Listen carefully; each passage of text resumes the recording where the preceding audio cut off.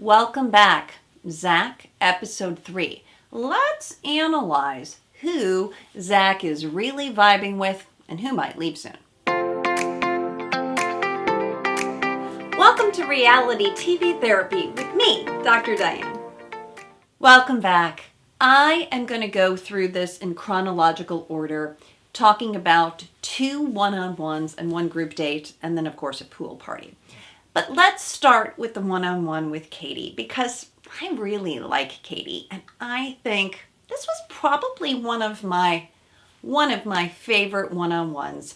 I thought it was really special. Now, jokingly, we had the night at the museum, and of course, Zach shows up with a key that looks like a diary key, but I really liked sort of that this was an evening portion, and at first you think, oh, Katie's going to get kind of gypped because it's an evening date. But she got more time with Zach than is usual on a one-on-one. And I really felt some good synergy between these two. There was good vibes. Who is Kaity? She is the 27-year-old Austin girl who is a traveling nurse. Love that. Now, I really love that they both live in Austin, because one of my chief complaints about the show is that it's such a big deal to move for someone. And we saw this even with Michelle and Nate. You know, she was living in Minnesota and he was living in Texas.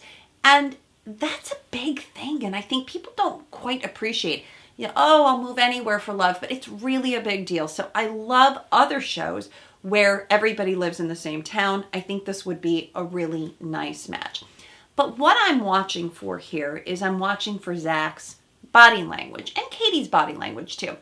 And there's a lot of fun energy between them. There's sort of a lightness, and he's carrying her and she says, don't break your back. And they're like making goat sounds and they're running in the hallway, and I just really liked that. To me, it's like a couple that can play together, stays together.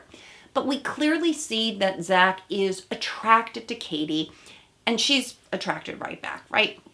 Now, on the night portion of the date, Kaity goes a little bit deeper and shares about her long-term relationship that was on and off for 7 years. And I'm like Zach, I'm listening to this going, Kaity, honey, you deserve more than the bare minimum. And it was that point where she said, I just really want someone who doesn't run away when the going gets tough. But yes, what everybody wants, to feel secure.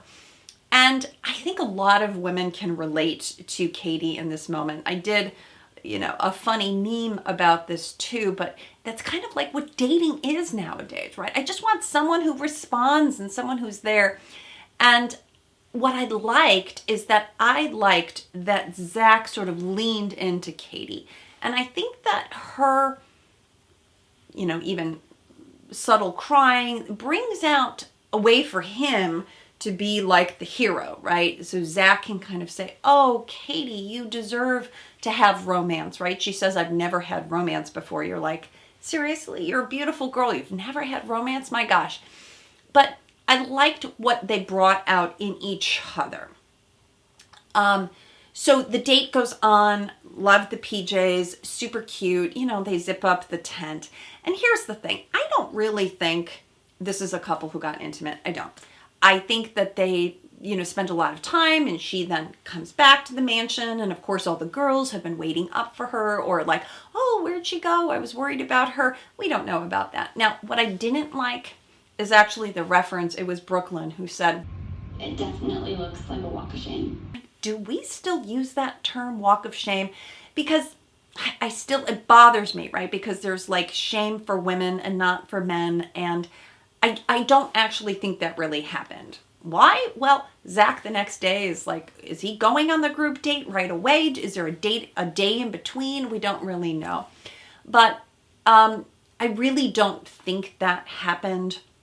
And I just think it's an opportunity to have more time with the lead. And of course, the other girls are going to be jealous because she's now in the lead, right? I mean, last week it was Christina in the lead who got to meet his family. And now Kaity is clearly in the lead, and I think the women can pick up on that energy, right? Zach, even at the beginning of the date, he put his hand on Katie's lap and you could just see the vibes from the other women. So it's okay to be jealous, but it's like, let's not judge that because you're just jealous that you wish it would have been you. Okay, so let me know what your thoughts about Kaity and Zach are, but I'm rooting for this couple. Next, let's move to the football group date. You gotta love football because they always have some superstars who come in and they have, somebody, monitoring the show. And after all, this is Jesse's moment to shine, right? He's an ESPN person. He brings in his co-lead, they're sportscasters, and they can give us the play-by-play on the game. Now, thankfully, so we've got the Balzacs and the Shell Crushers. Okay, cheesy, right? We've seen this before. We've seen this play-by-play before. The women get all padded up. There's always a practice kind of session. Christina is killing it. She's obviously athletic. Someone like Brianna saying, I've never played sports before. We're like, how is this going to go? And so the blue team wins, right? Good for them. There's like a bigger crowd than I've seen before. That's kind of interesting. They all sort of storm the field. Okay. That's cute. And I do like that Zach is not kind of giving into his ego, right? He keeps the winners and the losers separate because that's what they're playing for. And in the past, we've seen this, right? Where the bachelor says, oh no, Matt James says, it doesn't matter that you lost at bowling. Come join us for the after party. And that creates a lot of negativity in the group. And I really like that Zach is being very particular about spending time with each woman, making them feel special, and having them have separate time. So I really liked that he did that. And we don't think that there's been an injury until the end, right? And we'll get to that at the rose ceremony. It's Genevie who's got her arm in a cast. Like, what the heck happened? We'll never know because they just edited that part out. But overall, I thought the group date was fun. It wasn't, you didn't see really like two people kind of attacking each other, which we've seen in the past. And I did like the evening portion of that. And of course, Charity gets the group date rose. Good for Charity. I think she really went all in. She's had some nice shares. Again, Charity is the mental health, the therapist. Really like her and her energy. And let's face it, Christina, I really liked Christina. She is talking about, gosh, how come I didn't get the group date rose? You're like, Christina, have you not watched the show before? My gosh, you just won the night before, supposedly, or a few days before. But it's like, oh my goodness. And I really felt bad that did take away Charity's celebration and her excitement. So unfortunately, we're beginning to see that Christina is obviously self-absorbed, shall we say.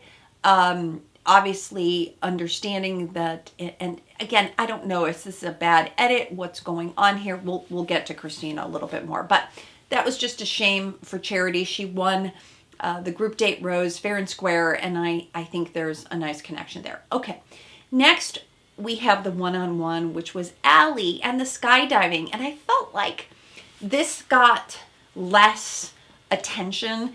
And everyone was comparing this to Matt James and Rachel Kirkconnell, where Rachel kind of crashed at the end, if you remember that skydiving. And thankfully, we didn't see that. But Allie is such a good sport. She puts on that beautiful one-piece jumper, and she says, I'm jumping in a jumpsuit. And I just think she's got really great energy. Do I think Zach is attracted to Allie? Not so much, right? Why do I say that? Well, he's really pumping her up. That's great. They have a couple nice kisses. They're in the hot tub together. But the difference between how he acts towards Kaity versus Allie is noticeable. So I watched this a few times, and there's something about this that kind of bothered me. Allie herself, she leads with a lot of information, and she even says, oh, that was too much. So she's monitoring herself. But Zach kind of like is finishing her sentences, and she was talking about like needing to control things, and I'm like, is he really listening? But to me, this was not the same, again, as Kaity on the same level, because he's not listening as attentively or offering as much empathy. And I just don't think that this is a real match. And I'm not so sure how long Allie is actually going to stay here. So one of these, I'm like, was this a producer choice? Did he say, put Allie on the date? I don't know. Now, next, let's go to the pool party. So, Jesse comes and says, hey, we're not going to do a cocktail party. We're going to do a pool party, which sounds fun. Great. Brianna is obviously stressed. She's talking to Brooklyn about, yes, I'm going to leave. And she's going to spill some beans before she does that. What do I think about that? Well, I don't know. She's leaving anyway. Go Brianna. And so she spills the beans about Christina, that Christina is really making it uncomfortable for some of the other women, and he wants her to know that. I think if you're ever going to complain about The Bachelor, do it on your way out. So that's not a bad thing, because we just know otherwise this doesn't land well. It comes across negative, and Brianna already knows that she's been called out by Zach. What we saw was the night before, for having walls up, and she's asking him, what does that mean? And he can't really articulate that, and that's one of those things. Now, let's talk a little bit more about Christina, because this part was just horribly edited, right? Lots of rumors after the fact that Christina was drunk.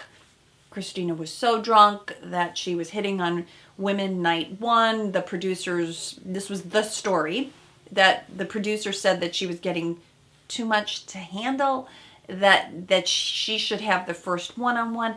I don't know if any of that is true. And I just know that all people, I say, well, good for you that you went on a reality dating show. I don't think anybody deserves this kind of flack. And oh my gosh, if she was drinking and she's a mother, it's like, she's off duty, people. She's not a mother in these scenes. And if she's, had her daughter young, I said last week, then maybe she wants to have fun. But Christina is clearly not vibing with the other women. And here's the thing. I don't think that Christina is just a match for Zach. I really don't, because I see Zach with someone a little bit more demure, a little bit more quiet. You remember, he chose Rachel, not Gabby. Christina has that kind of main character energy. This is why people were saying, maybe she'll be the Bachelorette. But Zach chose Rachel. Rachel, who was longer hair, more demure, a little bit more quiet, more emotional. So I just don't think that's the case. Now, we play this out, she's on the stairs and she's crying and maybe she is drunk. It doesn't really matter. All of that doesn't look good, and she knows it. She knows that she is in trouble because he did need to call her out for that. But here's the one thing. Okay. Not only are they not each other's type, I was not super thrilled with this. Okay. Remember, I said 2 episodes before that I was a little bit worried about Zach from Rachel's season, and this was a little bit about what I was talking about. He says, I don't want drama. I don't want drama. And she says, oh yeah, I know you don't want drama. But life is drama. So part of me says, oh my gosh, just if you think you're going to have a girlfriend and never have any drama. We saw a little bit of this with Clayton too. Like, he just couldn't handle it, right? When there was conflict, he was like, I can't handle it. So I'm still putting a pin in it, waiting to see how Zach handles other drama. But you just can't, it doesn't work that way, Zach. You just don't come in and say, I've declared no drama, and there's not going to be any drama. So I want to see, and this is why I thought he really just wasn't into Christina, because he wasn't defending her. He wasn't really supporting her the way that he was Kaity. And so this was done. This was over. I was not shocked that she did not get the final rose. But Christina's going to do just fine. And again, there have been so many comments that she's a Nepo baby. I had to look this up. Nepo baby. Nepotism because she comes from a famous family. Good for her. She does have main character energy. And we will see what happens with Christina. Does she end up in Bachelor in Paradise? I don't know. Will she end up being the Bachelorette? I doubt it, because at this point, there's already too much negative energy, so I just don't really see that they would end up doing that. But we're also going to see how she does at the Women Tell All, because here's another miss. Who is standing up for Christina? For me, it's like, who? Was there anybody that came forward and said, I'm Christina's roommate, you guys are giving her a hard time? No.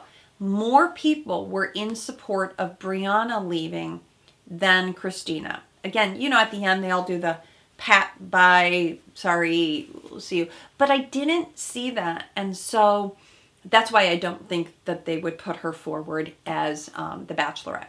So next, I want to talk about a few other people, and that number one is Bailey. What did you think about Bailey coming to Zach and saying, hey, I don't know how she phrased it, but something like, I'm a little bit worried, we had something and now it's fading. Here's the thing, and this is what I'm going to get to the reality check. When you bring up the negative, the person notices the negative.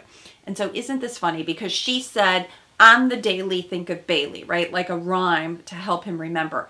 But he said Balin. And I'm like, he's Balin. He's Balin on her. So Zach had it right. I always notice these little puns, shall we say. But there was some tension, and the fact that she brought it up, I just don't think was a good thing. I get where she's coming from. She's a little bit anxious. She's feeling behind. She's watching Kaity and other women form more connections. But to get the Bachelor at this point, when there's a lot of competition, to say, oh no, I'm going to beg you to stay. No, he's not going to. And that was the same thing that Brianna did too. She kind of brings out the negative, and that generally just does not work. Which I'm going to end today with my reality check. Don't mention the negatives about yourself, because then the other person's going to notice it. True story. Okay.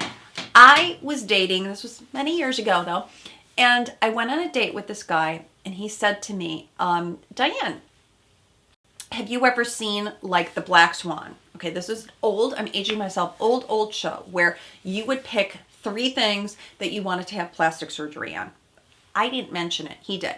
And on the date, he proceeds to tell me 3 things that he would have done. Oh, well, I would get my chin sucked out. I'm like, oh, hadn't noticed that. I'd get my back fat sucked out. Hadn't noticed that either. And then, you know what? He said he'd have some other work done. And I was like, check, please. OMG. Had he not brought any of that up, he was a perfectly attractive guy that I wouldn't have noticed any of these things. So don't do this, okay? Reality check. Do not mention negative things or say like, yeah, so-and-so was telling me that I'm a diva or I look bad. Do not highlight the negatives, okay? What we want to see, especially early on in dating, right, is, wow, I think things are really going well. I'm really interested in you. So be careful, because suddenly it's something that you can't unsee. All right, that's my feedback. Let me know, as always, what you think in the comments, and we will continue this journey. See you soon.